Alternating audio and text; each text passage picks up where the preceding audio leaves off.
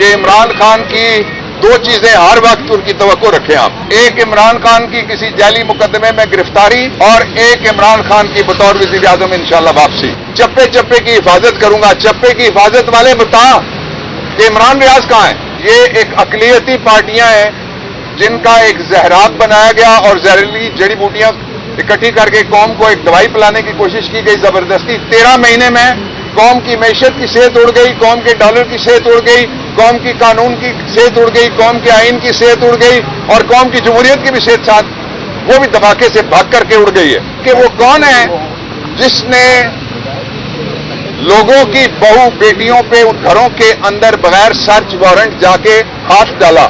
ان کی چیخیں آپ نے سنی ہیں, ان کی ویڈیوز آپ نے دیکھی ہیں. اور وہ کون ہے جو دوپٹے کھینچ رہے ہیں اپنی بیٹیوں کے.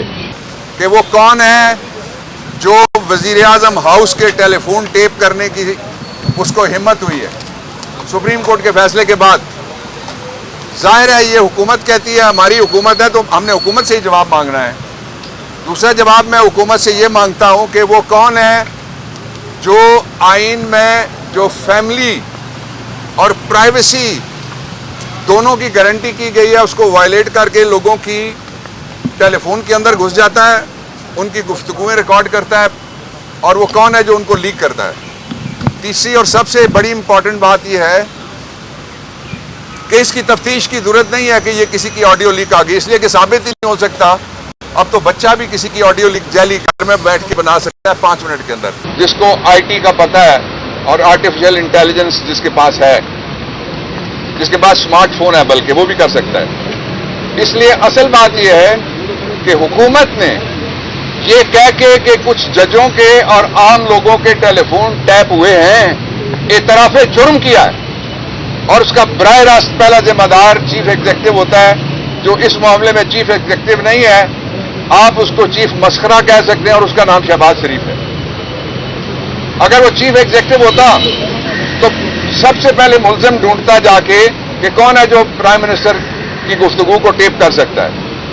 دوسری بات جو امپورٹنٹ ہے وہ یہ ہے کہ جس بات کی تحقیقات ہونی چاہیے, تحریک انصاف کا موقف یہ ہے, میں نے عمران خان سے بات کی تھی اس پہ تفصیلاً, ہمارا موقف یہ ہے جو 3 نقطوں پہ مشتمل ہے کہ سپریم کورٹ کے ججز پہ یا فاضل ججز پہ مشتمل کمیشن وہ اس بات کی تحقیقات کرے کہ جہاں جہاں سرکاری اور نجی املاک, جہاں جہاں سرکاری اور نجی گھروں کے اوپر, جہاں جہاں سرکاری لوگوں اور پرائیویٹ سٹیزنز کے اوپر حملے ہوئے ہیں وہ حملے کس نے ٹریگر کروائے ہیں, وہ کس نے پلان کروائے ہیں, کس نے شروع کروائے ہیں, اور ان کا جو ماسٹر مائنڈ ہے وہ کون ہے. ایک اس کی تحقیقات ہونی چاہیے.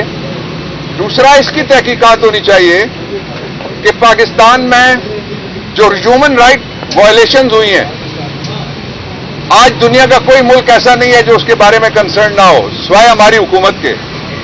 اس لیے کہ یہ ایک اقلیتی پارٹیاں ہیں جن کا ایک زہرات بنایا گیا اور زہریلی جڑی بوٹیاں اکٹھی کر کے قوم کو ایک دوائی پلانے کی کوشش کی گئی زبردستی. 13 مہینے میں قوم کی معیشت کی صحت اڑ گئی, قوم کے ڈالر کی صحت اڑ گئی, قوم کی قانون کی صحت اڑ گئی, قوم کے آئین کی صحت اڑ گئی اور قوم کی جمہوریت کی بھی صحت ساتھ وہ بھی دھماکے سے بھاگ کر کے اڑ گئی ہے.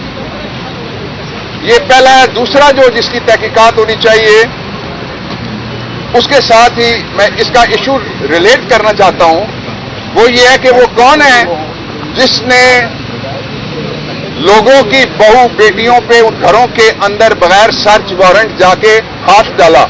ان کی چیخیں آپ نے سنی ہیں, ان کی ویڈیوز آپ نے دیکھی ہیں. اور وہ کون ہے جو دوپٹے کھینچ رہے ہیں اپنی بیٹیوں کے. یہ تحقیقات ہونی چاہیے بیسیکلی.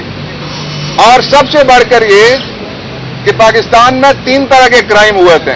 ایک کرائم ہوا جس کو کہتے ہیں شر پسندی, مسچیف, قابل مذمت ہے, اس کی تحقیقات ہونی چاہیے. دوسرا کرائم ہوا کرائم اگینسٹ ہیومینٹی, وہ انٹرنیشنل جرم بھی ہے, وہ پاکستان کے اندر قانون کے اندر جرم بھی ہے, اس کی تحقیقات ہونی چاہیے.